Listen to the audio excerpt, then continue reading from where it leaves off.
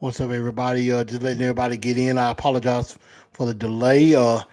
Had to do some family stuff and make sure everything was prepared for the show. So we're finna get ready to get started in just a bit here on Titans and Truth. So hang tight. We're gonna get ready to get started. We're gonna run through this show and we're gonna have a lot of fun because football is back.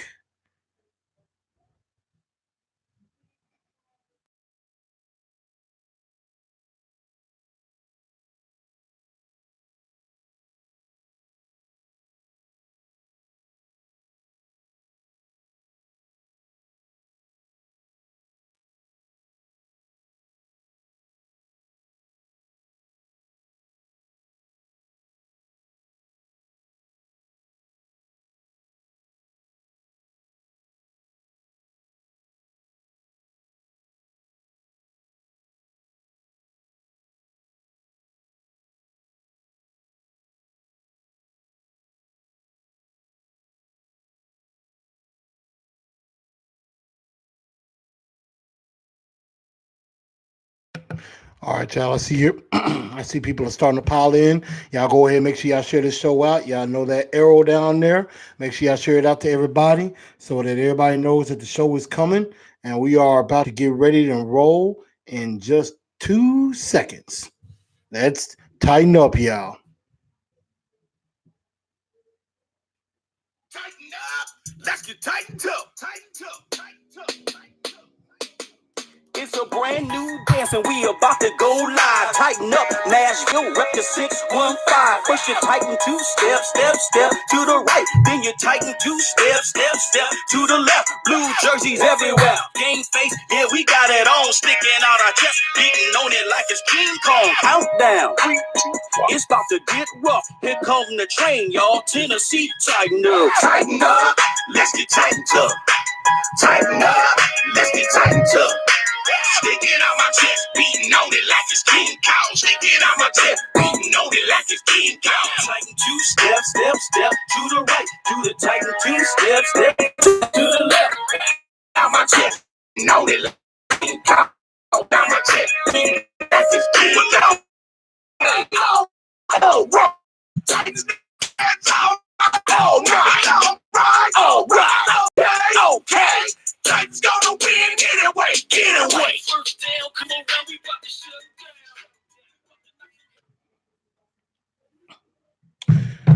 Good evening, good evening, good evening, great Titan Nation. How's everybody doing? Welcome into a brand new edition of Titans in Truth. I'm your man, Chris, aka Blue Enforcer, and we're going to have a very, very fun episode for y'all tonight. Make sure y'all share this show out on Facebook. Make sure y'all talk about it on Instagram and also on Twitter as well. And spread the word, everybody, because Titans in Truth is here, and we are going to have one heck of a good time. A lot of stuff going on as football, real football, is finally back. Week 1 is upon us. We are, well, let's say a little over maybe 20, close to 22 hours to kickoff of the NFL season. Of course, the Bears and the Packers play tomorrow night to open up the year. The Titans, of course, our Titans play on Sunday at noon in Cleveland against the Cleveland Browns. Of course, a lot of national media drinking the brown Kool-Aid, thinking that the Browns are just going to roll on us, which I honestly think they might be in for a little bit of a surprise, if you ask me. But we're about to go ahead and get into this show, everybody, because we had some big news. I see some people have already logged on. Marcus Marigoda, what's up? James Sally, what's up? All Around Highlights, what's up? DO9 Motivation, what's going on with you? Hunter Kelly, what's up? Reggie B, how's it going? Definitely catch it after work. I know a lot of y'all are going to catch this show probably tomorrow. So y'all make sure y'all let me know what y'all think on that. Leave comments either on here on YouTube or on any Facebook or Instagram at Titans_in_truth, or you can even tweet me at TNT Blue Enforcer. So you could definitely do that. I will leave that information in the bottom section of the show, on the info of the show, so that y'all can find me there. But let's go ahead and get into the news of the day to start off. let's get this out of the way first, of course. Thank you, Reggie B, on that. I think you was talking about my 100th episode. Thank you very much for that. Um, First and foremost, looks like the Titans have found a new kicker in Cairo Santos, who is going to be replacing Ryan Suckup since they had to put Ryan Suckup on short-term IR for those continuing knee issues that he's been having. So Ryan Suckup can come back, but he's got to sit out the first 8 weeks of the season before he can return. Now, I think like this, as much as I don't mind Ryan Suckup kicking field goals, if Cairo Santos is on a roll and doing pretty well, what's up, AZ Mick? If Cairo Santos is doing well, I say stick with him and Suckup can go. As much as I like Suckup, if Santos is kicking well, which he has a career percentage of over 83% on his kicks, he's 7 of 14 from beyond 50 yards in his career, so about 50-50 on that. 7 of 14. So if he's kicking well during the season, then I say we stick with him and we keep going. So that's just my thought about that. You know, a nice pickup. I don't really know much about him, but obviously he beat out Ryan Suckup in Kansas City for that job. And so he's kicked for the Rams and also for the Buccaneers in his career as well. Other news, of course, related to the Tennessee Titans, of course, I unveiled my 53-man roster that I thought was going to happen. Obviously, Taywan Taylor not a part of that because he got traded to the Cleveland Browns for a 7th-round pick. I know I said there were some times before that I thought Taywan Taylor may not make this team, and I said that he should get traded, and he did. So, unfortunately, it is to the Browns, who we play in a few days. So, I think Taywan Taylor really couldn't grasp our playbook very well. So, I know he's probably not going to grasp theirs. So, he ain't going to really be able to tell them many secrets about us because he didn't catch on to our playbook to begin with. So, that is something that we don't really have to worry ourselves about. Let's see. Marcus Marigold is asking how old is Santos. Let me see if I can find that out. Give me just a moment.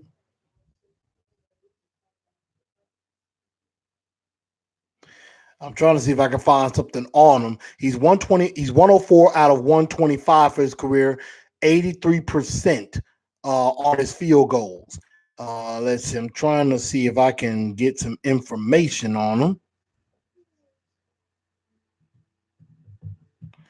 Let's see. He's 5'8", 161, 27 years old. So he's 27 years old.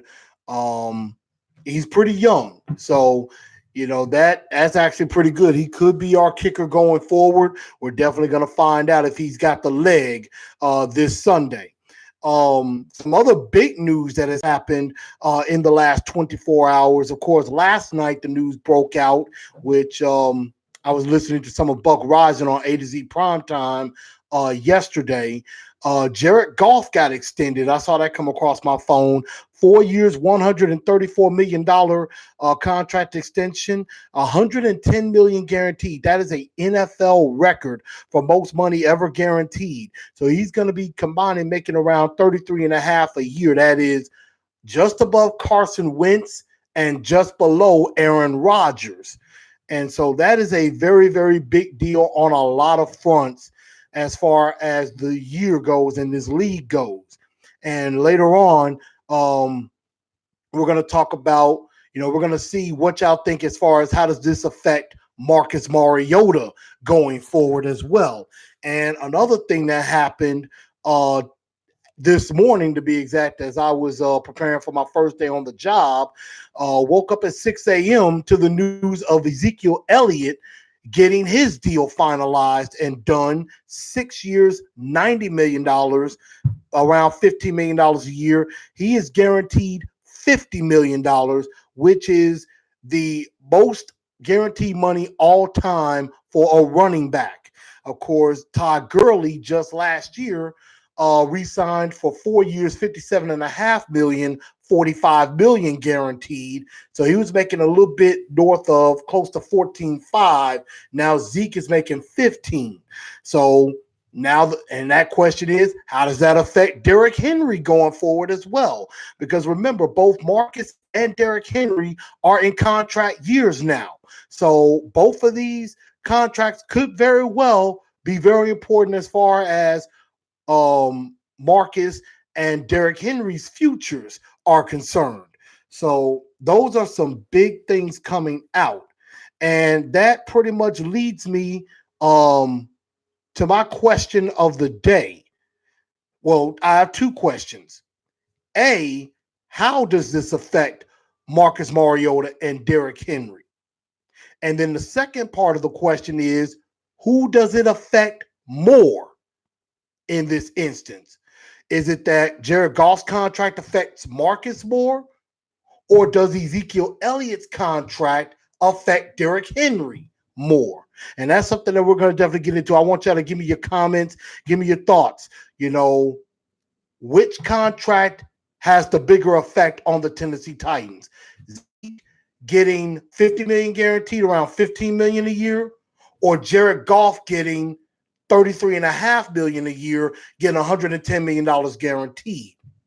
And this is why I say this, for the how this affects both of these guys. For Marcus Mariota, I think this affects him in quite a few ways. A, this is a contract year. B, this is make or break season for him and the Titans.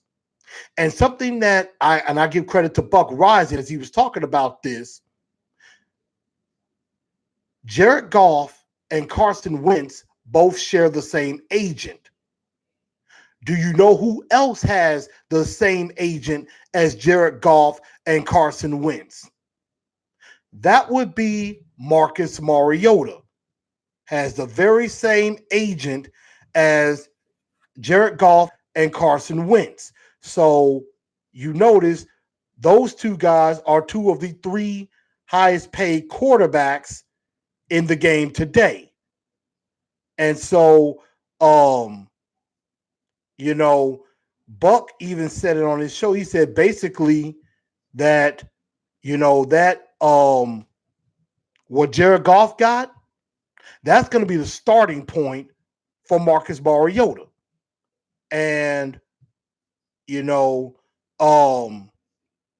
trying to see if I can find out who Marcus Mariota's agent actually is. But I know it's the same as Jared Goff and Carson Wentz. And so I'm trying to find that out. Give me just a moment. Let's see. And you know what? That's right. I forgot about the Ben Jones extension. He got extended as well. So we'll definitely talk about that as well, too.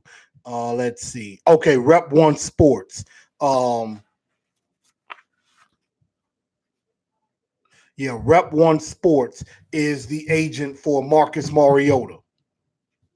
And I did forget about that. Ben Jones did get a 2-year, got a multi-year contract extension as well. So that is something there, I guess, to add stability to the offensive line. We'll get into that a little bit later, but let's get back on the subject with Marcus Mariota.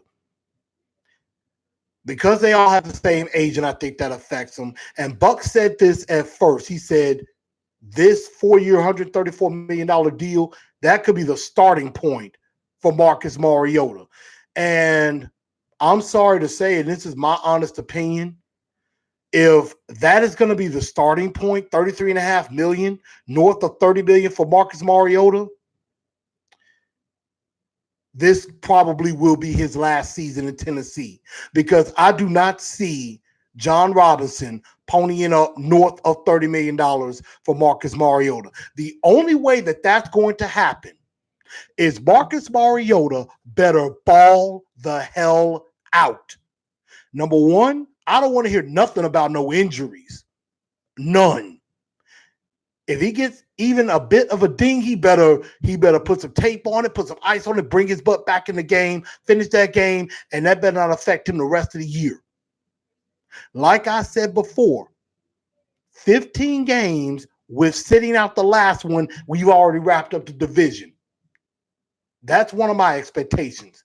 I said 3,500 to 3,700 yards last week. If that's the starting point, I'm going up. I want 4,000 yards passing. And I want over 30 touchdowns, and he better stay on 12 interceptions. Yep, if according to Buck Rising, he basically said this could be the starting point. Since Jared Goff, they have the same agent. And this is just me kind of talking out of the side of my head. Agree with me or disagree with me. But if that is the starting point, Marcus Mariota better ball out and have a damn near close to MVP caliber type season if we're going to pay north of $30 million.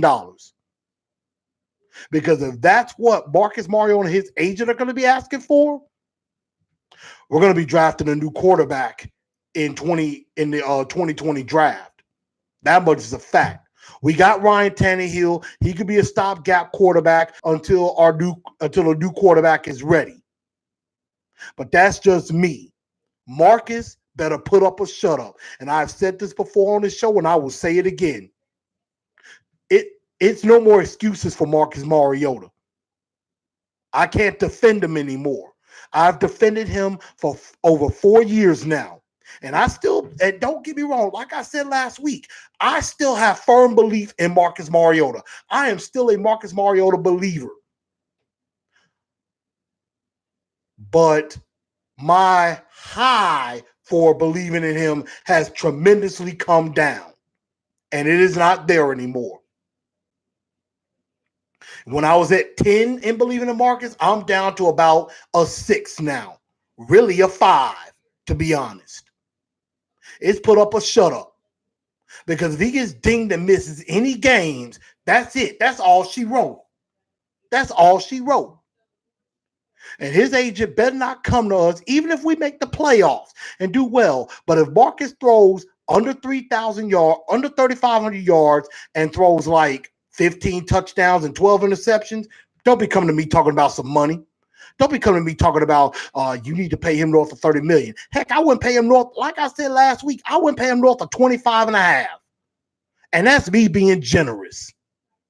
That's me being generous. So, yeah, this contract, in retrospect, I don't think this seriously puts pressure on Marcus. I think it affects him. But in retrospect, that contract with that particular agent that he has puts a little bit more pressure on Marcus to step up and deliver. He wants that money. He better show it. That much is a fact. So let's see. AZ Mix said no more Taywan Taylor. Let's see. But not to the Browns. The motivation talking about with Taywan Taylor all around highlights. Do you think the Titans have a shot at defeating the Browns? I'll get to that later.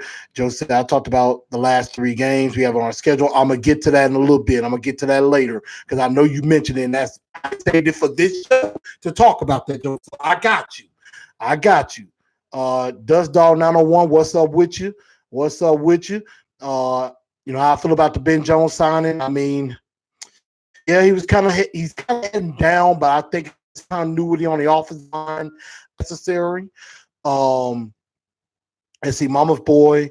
Let's see. It says, I think regardless of what Marcus does this year, they'll let him test the market. I don't believe any team will break the bank for him, and I have to take a low ball offer to stay in Tennessee. Let's see, Marcus Margolis said, if we pay Marcus that type of money, I would be disappointed. Riley, what's up with you, man? It's been a long time. Agreed, unfortunately. Yeah. Let's see, Dust Dog says Marcus needs to show up. He's fragile. Let's see. I agree, but I don't think he's capable of 30 touchdowns, 4,000 yards. Demotivation says Riley agrees with that. Yeah, I better watch out for Tannehill. Look, again, I know all the national pundits want Tannehill to start. Marcus is the guy until John Robinson and Mike Vrabel say otherwise. They have already said that. Now, if Marcus gets hurt and Tannehill does well, then I can see where the reins do not go back to Marcus. That's the only way. Tannehill will not start a game this season unless it's injury. That's just how it is. Let's see. Marcus says it's hard trusting Mariota 1 week. He's a lead, and the next week he's playing horrible or he's hurt. Agreed. And I agree with demotivation. Better start this Sunday. He better get off to a heck of a start. Let's see. See, Joe says, I hope the guy Ryan Suckup gets well soon from his knee problem. Let's see, it's a do or die season. I'm glad Clowney's out of the division. True. And we're going to talk about that too. And I'm glad y'all brought that. I'm glad y'all brought that up. The Houston trades. I forgot to even mention that. And I'm glad y'all brought that up. I'm going to talk about that after Derrick Henry. And everything. Let's see. Hunter Kell says we do get rid of Mario after the season. We get get Lawrence in 2021. Now, in the 2020 mock draft that I've looked at, they have the Titans picking 12th, I believe. So they don't think they're going to make the playoffs. But they have them picking 12th, and they have them picking. They're projecting them to take Jake Fromm from Georgia, and that was on Bleacher Report that I saw on, I want to say on Monday, if I'm not mistaken. But they had, Bleacher Report had them picking Jake Fromm for us as the new quarterback of the Tennessee Titans. So Marcus Margot said, I would love Jake Fromm. We'll definitely see how the quarterbacks do as this year go on. That's something I may have to keep an eye on. But yeah, I think that affects Marcus big time as far as the same agent, putting pressure on him. The money is going to be a big deal. So yeah, I think that affects Marcus big time. Now, the Zeke contract. Let's get to the Zeke contract. 6 years, $90 million. He is making the most guaranteed money all time for any running back. $50 million guaranteed. No running back has ever made that much. Now the question is, how does that affect Derrick Henry? Now, Derrick Henry also is in a contract year. He just hit 1,000 yards last year. And I want to say was second in the AFC in rushing, if I'm not mistaken. And I think a lot of people think, I think Cindy Frawlin of NFL Network projected that Derrick Henry will finish over 1,100 yards and will finish fourth in the NFL in rushing. I think I went out on a limb before and said, I think Derrick Henry could lead the league in rushing. I think Derrick Henry can get north of 1,300 if he does it right. And I know that's probably a pretty tall order, just like Marcus 4,000 yards and 30 touchdowns is a very tall order. But of the two, I think Derrick Henry hitting 1,300 yards is way more doable than Marcus Mariota hitting 4,000 yards and 30 touchdowns. And I want y'all to comment on that. Derrick Henry, I think Zeke's contract affects Derrick Henry none. And this is why I say that. Yes, I think Derrick Henry will be one of the top running backs in the league, hands down. However, if Derrick Henry fails or is able to test the market and he ends up going elsewhere, running backs come a dime a dozen. The longevity of running backs is about 3 to 5 years. That is about the average career of a running back because they have a lot of tread on those tires. Derrick Henry had to sit behind DeMarco Murray's couple of years, so he really didn't have a lot of tire. He did have some of that tread wore off when because Murray for 2 years. Now he's the workhorse, and I think Derrick Henry will get money anyway. He's going to definitely get north of 10 million.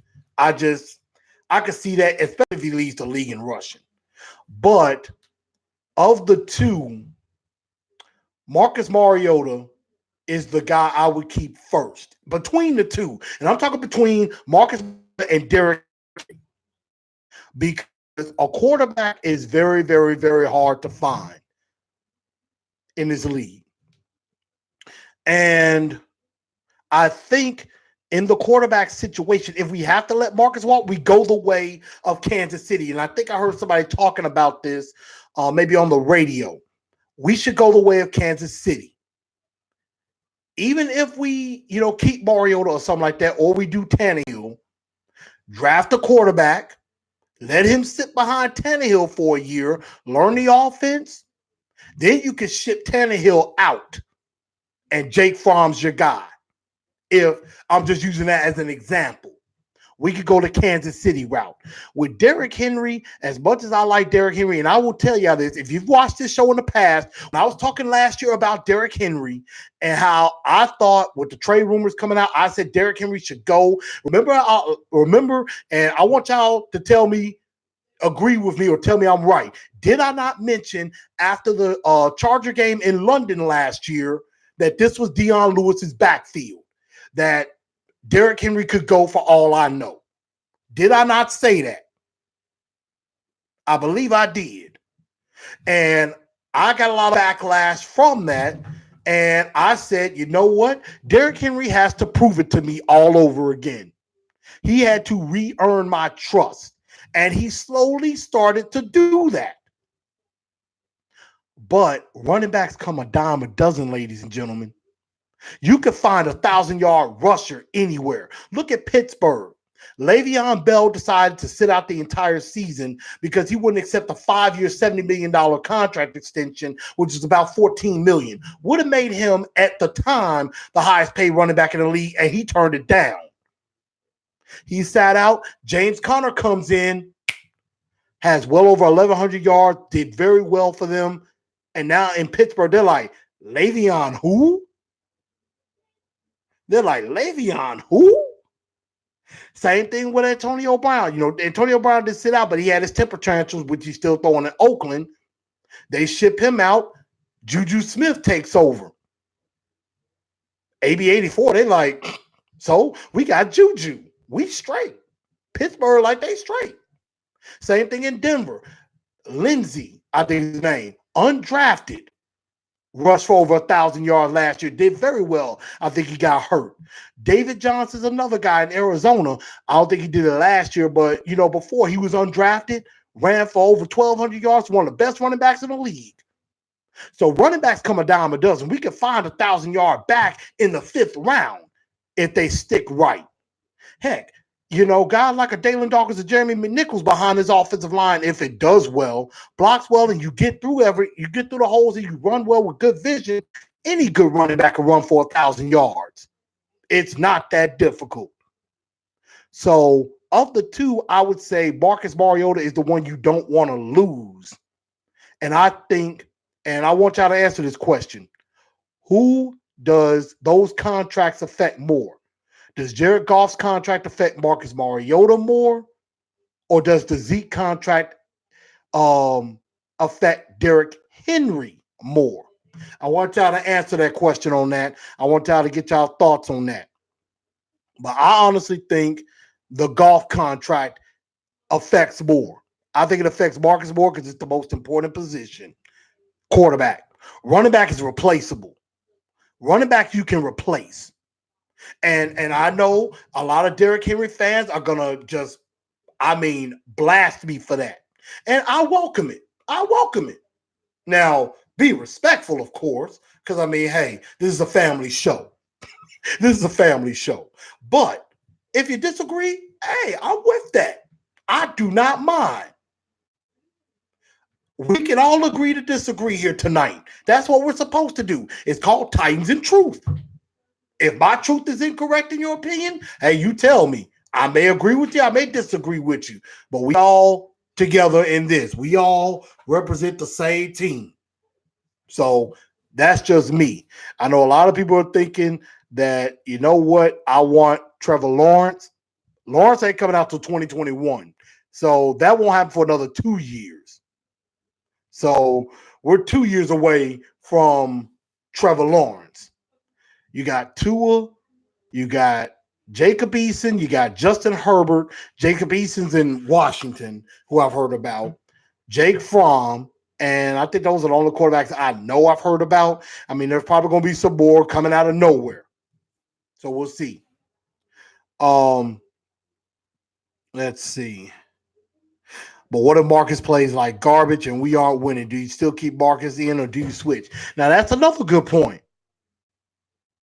I mean, if Marcus is just playing terrible, I don't think you take him out after one game. Now, if Marcus is just having a streak of games and we go like 1-4, 0-5, then yeah, you might want to turn to Tannehill at that point.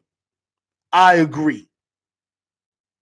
Because at that point, season's just about over anyway. If we are at that point, especially if we get past 6 losses. If we're somewhere like 2-7 or you know 4-8 or something like that, then the season's over. And we are going to be looking for a quarterback, pretty much. That's just going to happen. Dio Motivation says, I hope so too. Got to say I'm not confident. I understand. How does that one lady have a job on NFL Network? She's horrible. Hey, I don't know. I can't speak for NFL Network. I kind of have an issue with NFL Network, especially Total Access. But, I mean, the only show out of any of the major networks that I give love to is Good Morning Football. That's it. They're the only ones that actually come correct when it comes to the Tennessee Titans. Everybody else hates. So I really don't have much to say about that. Those are just her predictions. I don't know if I agree with all of them, but it is what it is. Let's say Tua, so I'm going to talk about Tua for Alabama. I don't think we're going to be in position to draft Tua.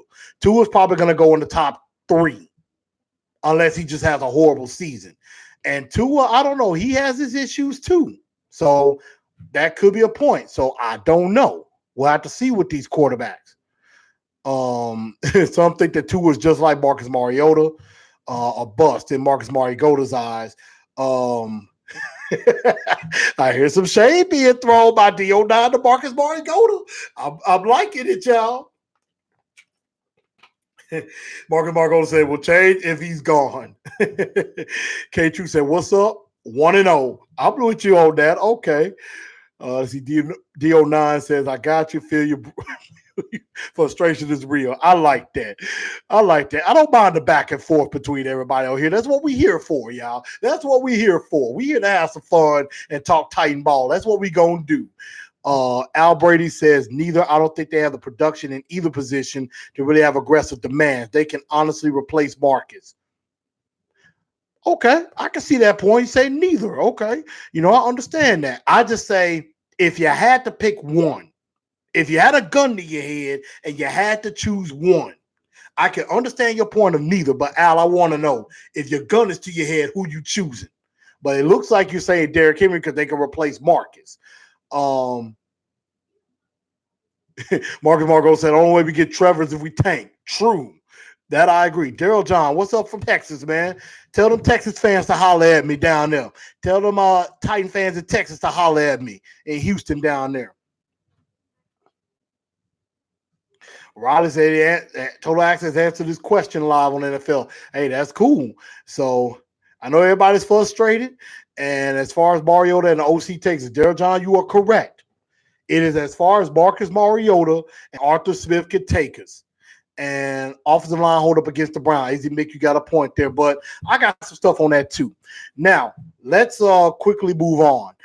With that, I want y'all to still keep answering the question. Derrick Henry or Marcus Mariota? Who did these contracts that got signed in the last 24 hours affect more? Marcus Mariota or Derrick Henry?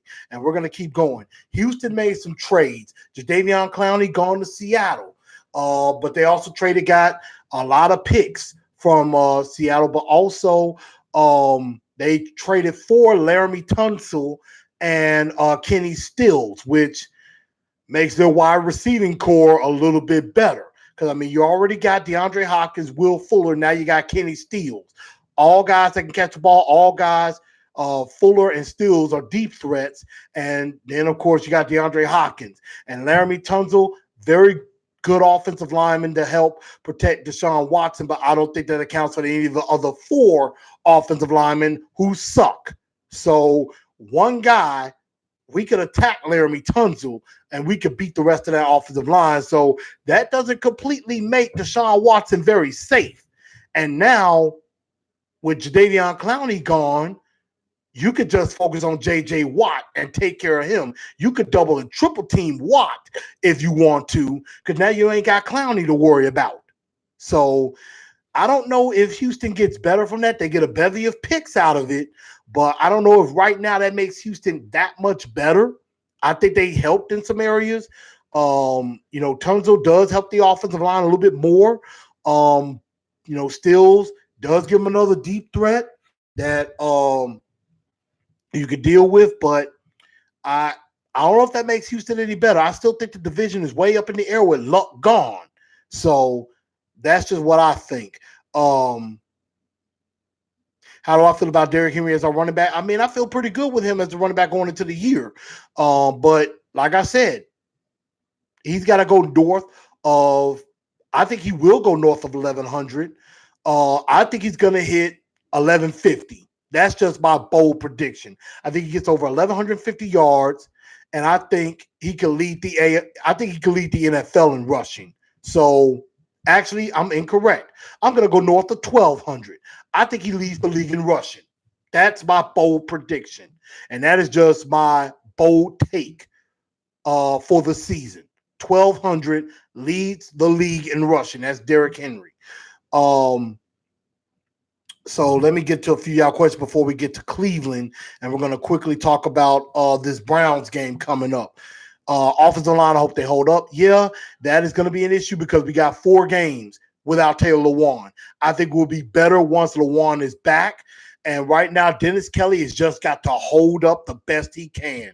And I think that's what Dennis Kelly is here for this particular type of situation. I've heard a lot of people rave and talk about Jack Conklin seeming to be back to form. So I think tackle wise, I think we're fine. I think the left side, I think will be okay. But that center and right guard position is going to be an issue. And that is the thing that scares me the most is Ben Jones and whoever's at right guard. Now, Ben Jones did just get an extension. And don't get me wrong, Ben Jones is at best a above average offensive lineman. I think at worst, he's still very solid. He has went down a bit and regressed some, but I think he's very solid as a center.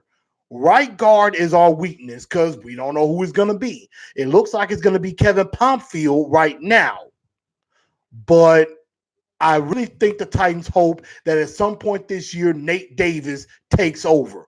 I think that's what they want. And I think that's what they wanted coming straight out of camp. They wanted Nate Davis to basically say, you know what? This spot is for the taking. That's what they wanted. But Nate Davis hasn't been able to get on the field, but he is there now.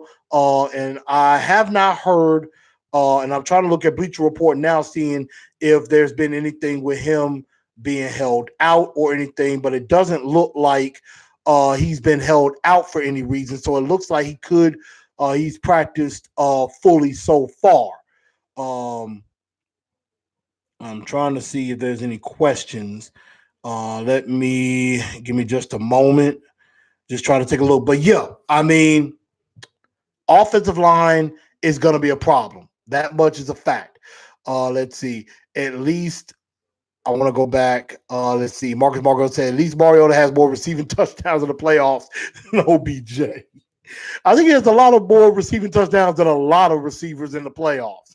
So I agree with that. Joseph says I would keep Derrick Henry over Marcus Mariota any day of the week. Daryl John says both Henry and Mariota are truly unproven. Derrick has been given a full chance, but you know how I feel about him. Dust Dog says that's pretty bold regarding Derrick. Hey, bold is what I try to do. Al says, honestly, the Titans should be laser focused on the division. They should be pushing hard for this moment. The division is wide open. Agreed.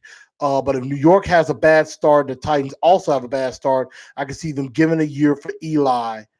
I see them giving a year for Eli as a bridge until 2021. I don't know. Eli is over the hill. Eli is done. I mean, at that moment, we might as well go with Tannehill at that instant. I'll take Tannehill over Eli Manning right now. That's just me. Let's see. K True said my only gripe with Ben Jones, he will take advantage of opposing defenses running off sides and create free plays. You know, I could see that. Hopefully that happens.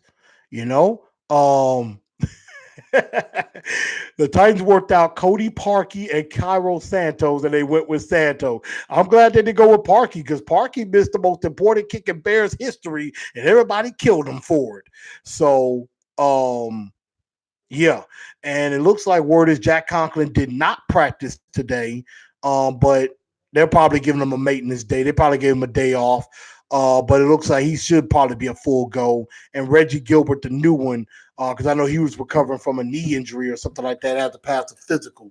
So I think Jack Conklin will be a full go. I'm not worried about that. Gilbert's just getting to the team. I think we'll be fine there too. Now, you know what? Before I forget, Joseph, I'm gonna get to your question at the end because I do have my schedule. I do have my game win loss prediction. So I got you. I haven't forgot. Uh, I haven't forgot you.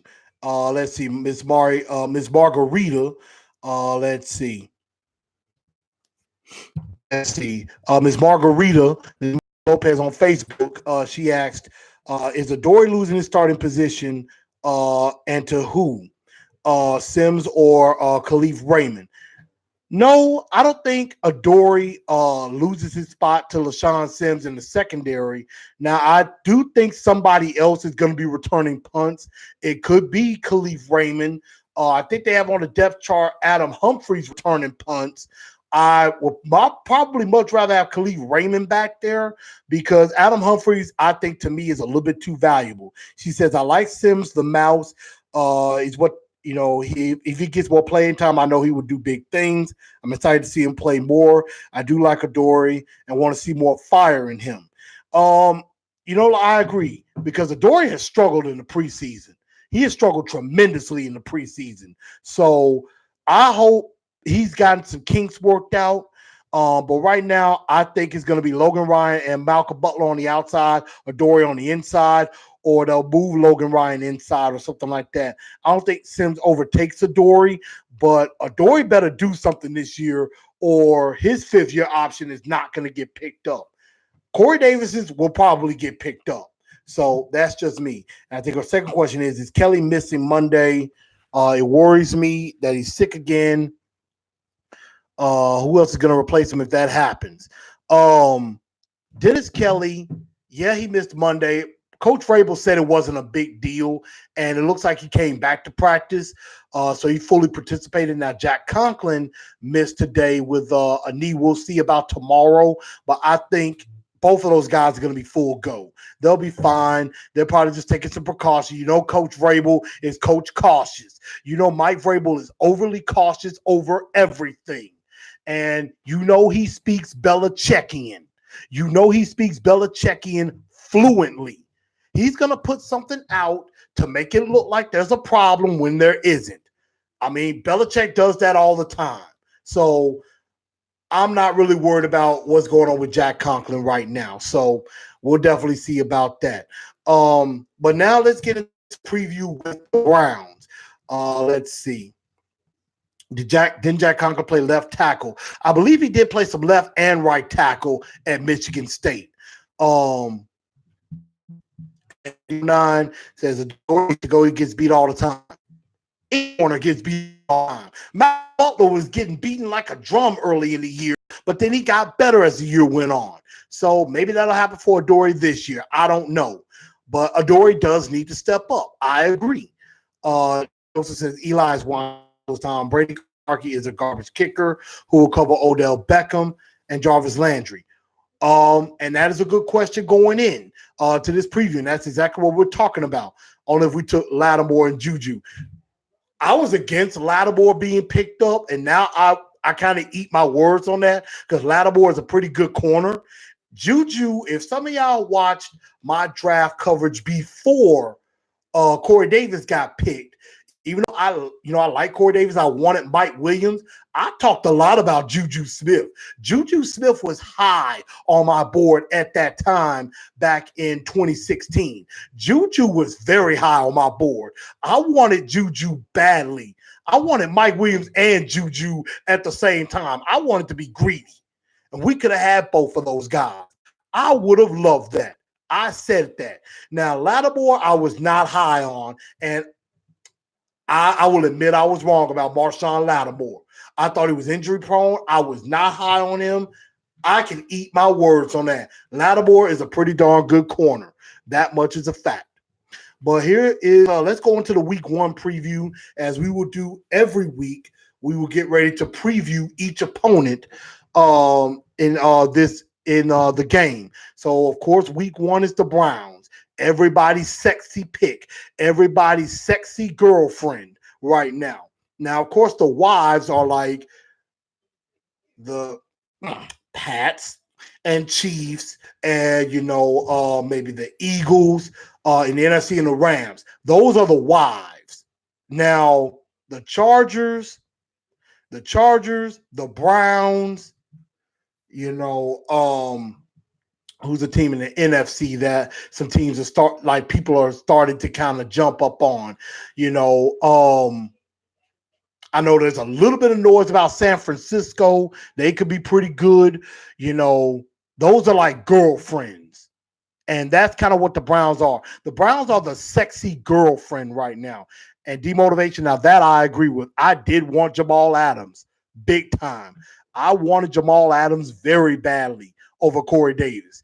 And I thought as soon as Adams was available at 5, I thought that's who they were going with. So, yeah, Jamal Adams would have been nice. But the Browns are that sexy pick.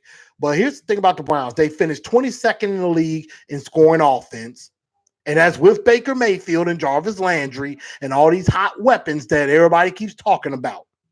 And, 13th in yards per game. So they got yards, but they couldn't score. They only scored 22 points a game. Defensively, they were 21st in scoring defense. They allowed just under 25 points a game and were 30th in yards allowed, nearly 393 yards a game. And that's with Myles Garrett getting 13 and a half sacks. Now, you got Baker Mayfield, who finished over 3,700 yards, 27 touchdowns, 14 picks last year. He's a bit of a gunslinger. Reminds me of Brett Favre. Yeah, he can throw the ball a ton and get it to receivers, but I think he might throw one or two to us. And I can see that happening. Gunslingers tend to throw picks, and we could pick off a couple. Offensively, they have Nick Chubb, who finished just shy of 1,000 yards, 8 TDs. Jarvis Landry, 81 catches, just under 1,000 yards, 4 TDs. David Njoku, who's a big tight end, 56 catches, 639, 4 TDs. Rashard Higgins, 39 catches, 572, 4 TDs. He's one of their kind of deep threats. And then, of course, they added OBJ, Taywan Taylor in trade. Antonio Callaway is out on suspension. Defensively, of course, you have Garrett, 13 and a half sacks. They added Olivier Vernon and Sheldon Richardson in the offseason as well. So the Browns look like they could be explosive offensively, and they have a darn good front four. They have an excellent front four. But I don't think they're really good on the back end. I think their back end is suspect. Their linebackers are suspect. Even though Christian Kirksey is very good, I didn't recognize none of the other linebackers. And the corners, yeah, you got Denzel Ward, who could be pretty good. And then you got Greedy Williams, and I think Mitchell is another. But I think the back half, the secondary could be taken advantage of. And that's where I think we have an advantage. I think offensively, what we got to do is run the football. Run the ball first. We can negate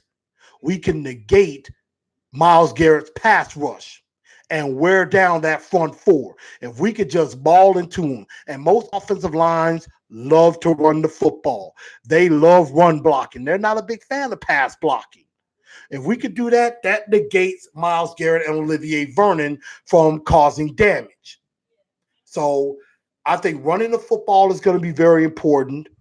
I think the screen game could be very important. Get the ball out quickly. Screen game, quick slants, curl routes could be very important. Get the ball out of Marcus Mariota's hands quickly, and that's going to help negate the pass rush as well. If Marcus has to drop back a good 5-step drop and has to make 3 or 4 different reads, Myles Garrett's going to be in his face. before long. So that's the things I think offensively the Titans can do. Run the football to negate the pass rush and quick passes on offense. Defensively, the Browns have numbers. We need to be sound on defense. Get after Baker Mayfield. Force him to make some mistakes because he could make a few. This is his first full year as a starter. Baker Mayfield could make some mistakes. That's where we got to start. Get pressure on him, force some interceptions, and that's where Byard, Butler, Logan Ryan, Adoree, they can feast on that. Because I think we have one of the better secondaries in the league. We finished what? 6th against the pass. We could feast on that. Now, another thing that we have to do is shut Nick Chubb down. Make Baker Mayfield beat you. Because if you have to make a quarterback beat you and have to go for 300 yards, there will be a lot of time when a lot of quarterbacks throw for over 300 yards. Yeah, they throw for 300 yards and they throw 3 touchdowns, but they also have about 2 interceptions. And those are in losing matters most of the time. So you got to force them to make mistakes, shut Chubb down, and those are some very important things. And Cindy Freeland put up a very interesting stat from last year. The Browns were tied for 20th in yards per gain on the run. They averaged giving up almost 5 yards a carry. Derrick Henry averaged 4.9 yards a carry last year. So if Derrick Henry averages close to 5 yards a carry, every 2 touches is a first down. And that keeps the chain moving. That keeps the chains moving. That keeps Baker Mayfield and them off the field. That keeps our offense on the field. We can control the clock. We can do a lot of different things. Delaney Walker is back. That's going to be a big deal. And we can also use some max protection to negate Myles Garrett as well. So let's see. Byard and Adams. I did like that. So let's see. Just Ward might lock up Davis. We'll see about that. I highly doubt it, though. And even if Denzel Ward does lock up Corey Davis, you still got A.J. Brown. You still got Adam Humphries. You still got Delaney Walker. You still got Jonnu Smith. You still got Dion Lewis that can come out of the backfield and make some catches. So we have more weapons in the passing game than the Browns do. Yes, the Browns have Jarvis. Yes, they have OBJ. Yes, they have Njoku. And they have Higgins. That's 4. We got 6. We got AJ. We got Corey. We got Adam. We got Delaney. We got Jonnu. We got Dion Lewis. We also have somewhat of a showing of Tajay Sharp. Perhaps. Don't expect to see much of him. I agree. So we got to get the ball out quick. We got to minimize the pass rush, shut Chubb down, and force Baker Mayfield to make mistakes. Because they were talking about that on NFL Network today. Could Baker Mayfield rely too much on OBJ? And you can see that happening. I think he could rely too much on OBJ and Jarvis Landry and not enough on Njoku and Higgins and all of them. So I honestly think Butler could take care of OBJ, even though that's a difficult matchup. And I think Logan Ryan will take care of Jarvis Landry, even though Landry can line up in the slot some. So I think that's why Logan Ryan could take care of him. And leave Rashad Higgins to Adoree Jackson. And I think that's a better matchup for him. Because if Landry is on Adoree or if OBJ is on Adoree, they are going to eat him alive. And I hate to say that about Adoree. But until Adoree shows me better, that's what I'm going to think. And also with Njoku, I know, like I was listening to Jared and the GM earlier on the 102.5 The Game app. He is scared about David Njoku. I am not. Yes, Njoku's a big body, but we practice against 2 big bodies every day in Jonnu Smith and Delaney Walker. We practice against those every day. And that's why Amani Hooker is here.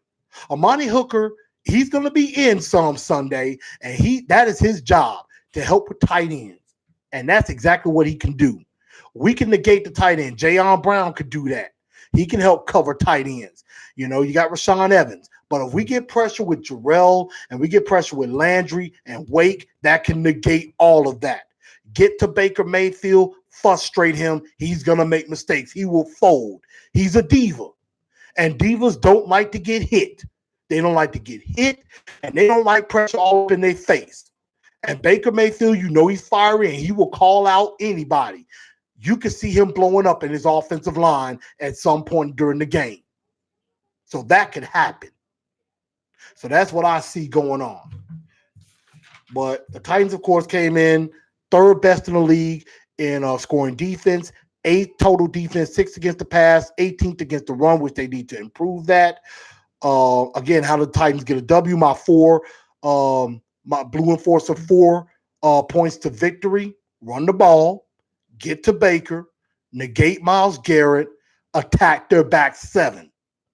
That's exactly what I would do to win. And I know a lot of people are getting frustrated over J-Rob. Yeah, J-Rob has made some bad choices, but he can fix some of that. Let's see. Marcus Margot says, got to get the ball to Walker and Humphreys. I agree. DO9 says, I think Mariota also needs to take some shots as well. And I agree with that. Like I said, attack the back 7. You could take some shots and can't be afraid to do that. That's another problem with Marcus Mariota that I have. He's afraid to take shots because he's afraid of making a mistake. And yes, with good teams, you don't want to make mistakes against them, but you can't be afraid to take a shot because of that. It is okay to make a mistake. It is okay to do that. Yeah, you don't want turnovers, but if you overshoot a receiver or something like that, or you miss a read, but hey, it's incomplete. Hey, an incomplete pass is better than an interception. I will be okay if a third down incompletion and we punt the football. I'm okay with that, but I am not okay with turnovers. And let's see. Class Ross said, don't forget Ferkser. I agree. Ferkser's another one. Now, I don't know how much time you're going to get on the field, but Ferkser is an option. I can agree. Let's see. Dion said, why don't we use Dion Lewis in the passing game more? We have. Dion Lewis had, what, over 50 catches last year? So we did use Dion Lewis out of the backfield. He has about 40 to 60 catches the last 2 years. So we do use him out of the backfield. Ferkser has better hands. Yes, Ferkser does have good hands. Marcus Margotta says, bold prediction, Sam Darnold will be better than Baker at the end of their careers. Sam Darnold could be pretty good. We'll definitely see. Sam Darnold did not have too bad of a year last year. Hunter Kelly says, I've seen so many people predict us to go anywhere between 2-14 or 6-10. That ain't going to happen. If that happens, we're picking a new quarterback. But I don't expect that to happen. Excuse me. As I've said before, my floor is 9-7. And well, no, actually, I take that back. 9-7 is not good enough anymore. My floor is 10-6. That's my floor. My ceiling is 12-4. But I will tell y'all exactly where I stand in just a moment.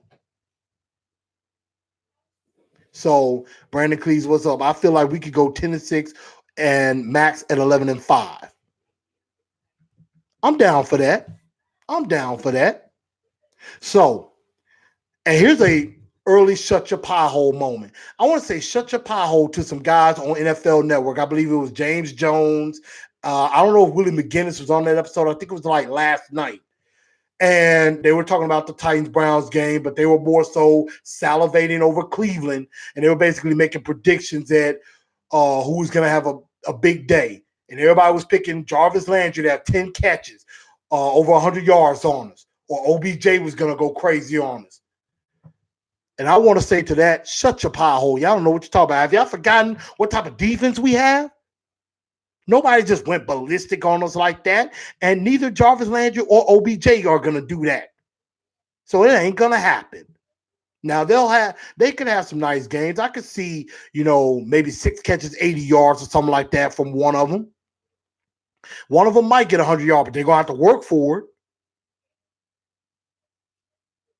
Now, both of those receivers are pretty darn good. I'm not gonna shy away from that, but I don't think they're just gonna go completely nuts on us. They're making it look like one of them is gonna have a field day on us. That ain't gonna happen. But that's because, again, the Cleveland Browns are that sexy girl in high school that every boy is salivating over.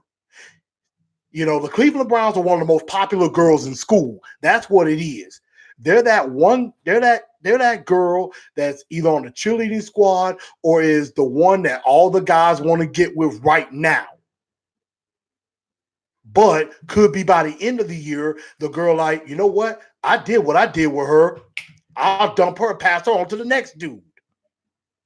That's kind of what I think the Cleveland Browns could become.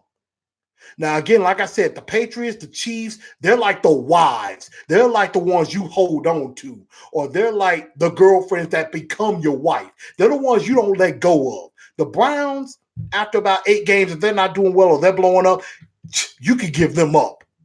And they won't be talking much about them. And the question is, will the Browns be able to handle the spotlight? Spotlight's on them.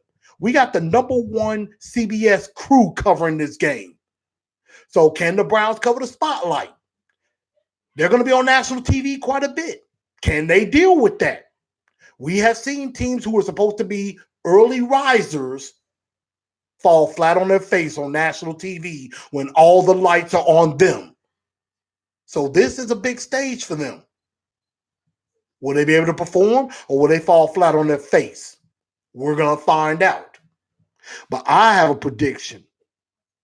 Go in there and shock them. Take care of business. 27-17. Titans get the win. They go 1-0. Derrick Henry starts the season off on the right foot. 112 yards rushing, 2 touchdowns. I think Marcus Mariota goes for about 245. And get you a couple of touchdowns. And that's what I think. And I think Delanie Walker has a big day because Delanie Walker, he's coming in with a chip on his shoulder. He's like, look, I done heard the hype. I done heard all the Browns hype. I'm kind of tired of it. And Delanie's already frustrated that a lot of national media thinks he's too old, that he's over the hill, that it's time for him to go, that Jonnu Smith could replace him, or they need another tight end. Delanie hears the noise, and he's ready to shut some people up. And I can't wait to see him do it. So 27-17, Tennessee Titans get the win and go 1-0 to start the year. Let's see. Hunter Killer says, I don't agree with it either, but it's ridiculous how underrated we are. We are underrated. Marcus Marigota's schedule is tough, though. I'm not sure about 4. Joseph says we need to kick field goals on 4th and goal and kick the extra point. 13-3 is the roof. 14-2. That's a pretty high roof, Joe. That's a pretty high roof. Tony Romo doing our game. Guess why? Because it's Cleveland. They're the hot, like I said, the hot darling. They're the hot girl. That's why Tony Romo and Jim Nantz is doing our game. They are the hot girl. They are the hot girl. They're the one that everybody likes right now. On the wide receiver who went ballistic last year was T.Y. Hilton. Yep. And that was on the Dory. He tore us up. He tore us to pieces. And that was it. So before I get to my game-by-game prediction and we wrap up this show, I apologize for being long. I thank y'all for sticking with me on this because, I got to get off because I'm going to get off in a bit because, hey, I got to get ready for work tomorrow. So, I got an early start. But Joseph put down, I told him I would get to his question. He said, we got the Houston Texans and the New Orleans Saints coming to town week 15 and 16, and we go to Houston week 17. Question is, prediction, out of those 3 games, which of those games determine the AFC South, first round bye in the playoffs, and home field advantage throughout the playoffs? Now, I am going to get to that at the end of my prediction because I'm about to do that. So I'm just going to go win-loss. I'm not putting a score or anything right now. Those are going to be for shows before those games. But I'm just going to go win-loss. So that's how I'm going to do it. And I want y'all to comment, do y'all agree with that or disagree with that? Okay? So here we go.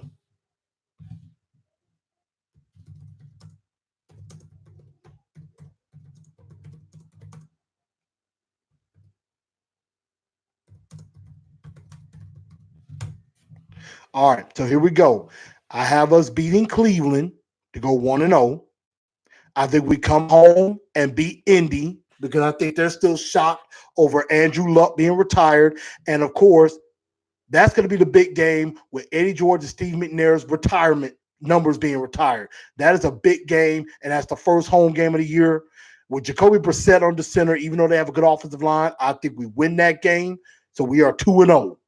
I think we win that game. We're going to win that off of emotion. We're going to be trying to play off the Eddie George and Steve McNair's memory. So that's 2-0. Jacksonville, we own them.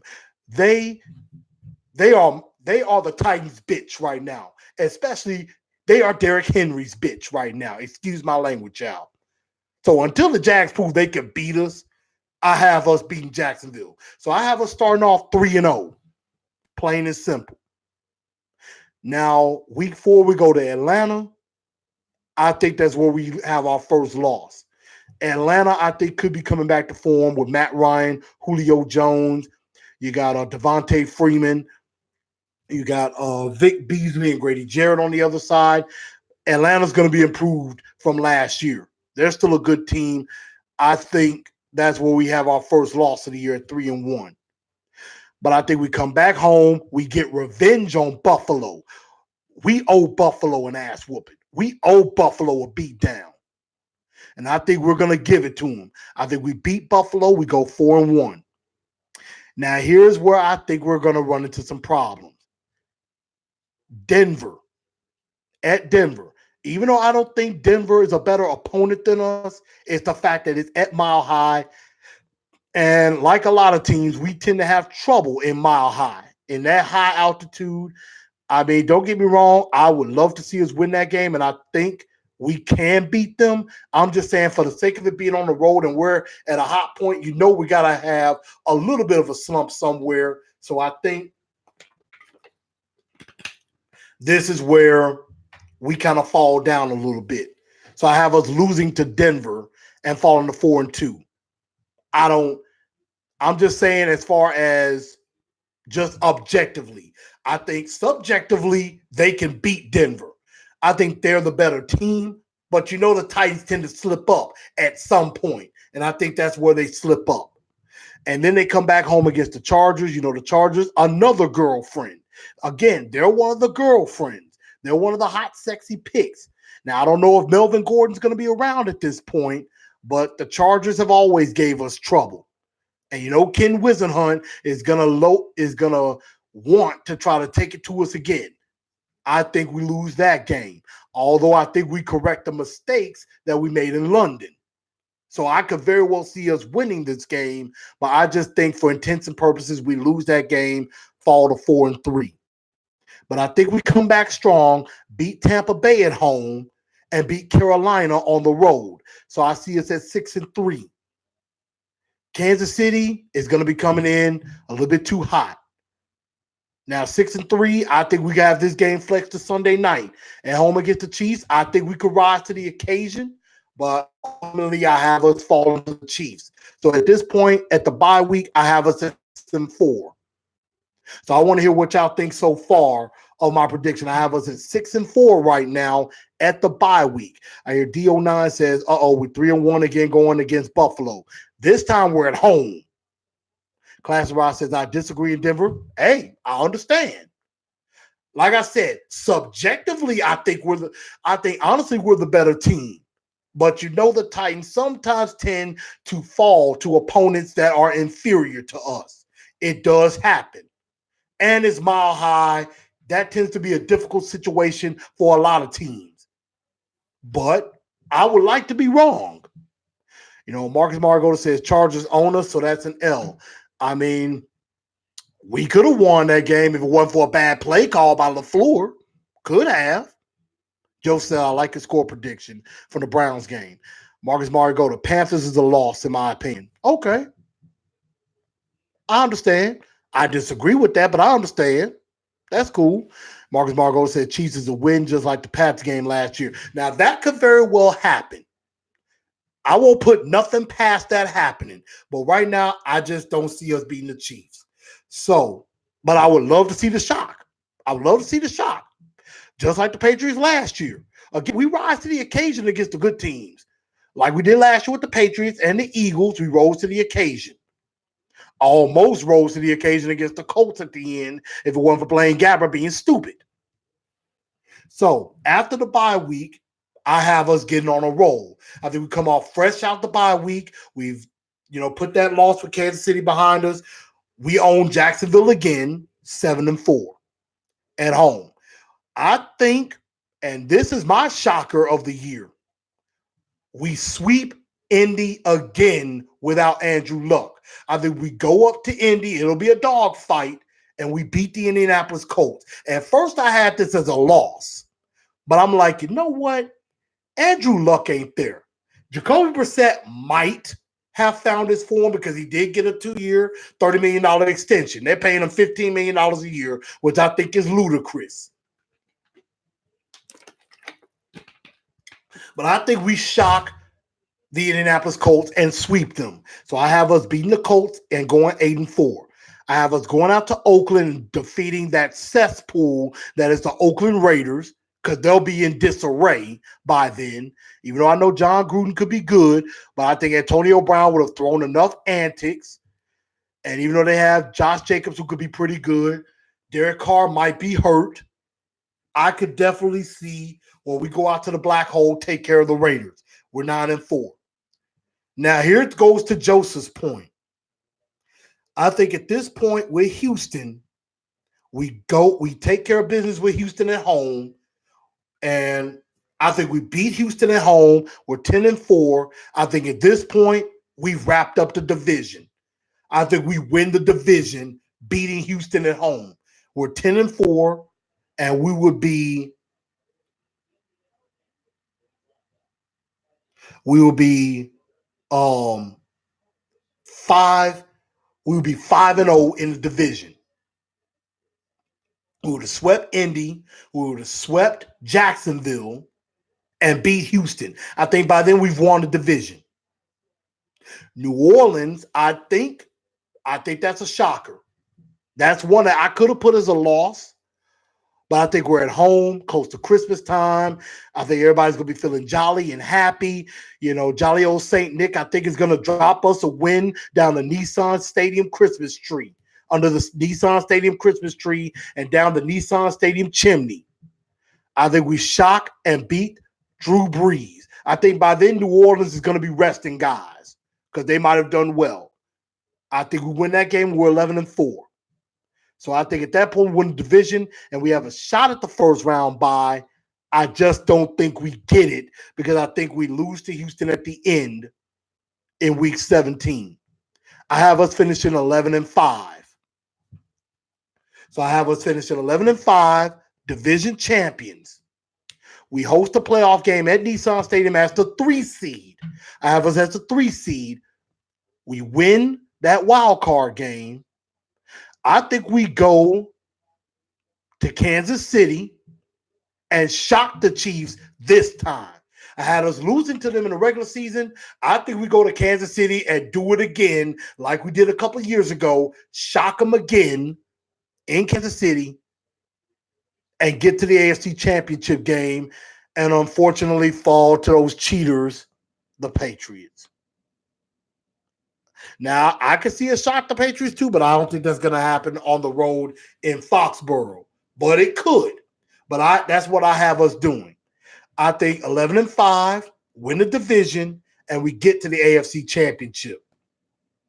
So that's just my opinion. I want y'all to comment down and let me know what you think. Matt Moon, what's going on?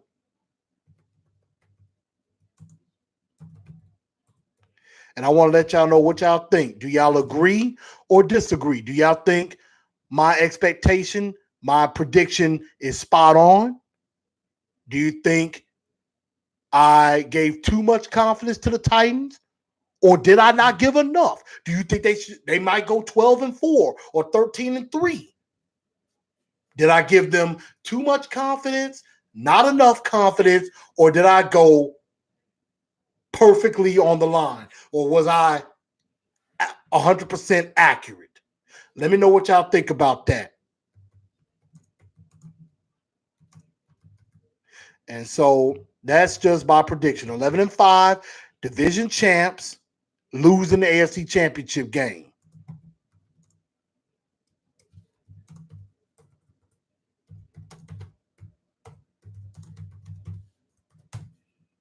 And so let me get some comments on that.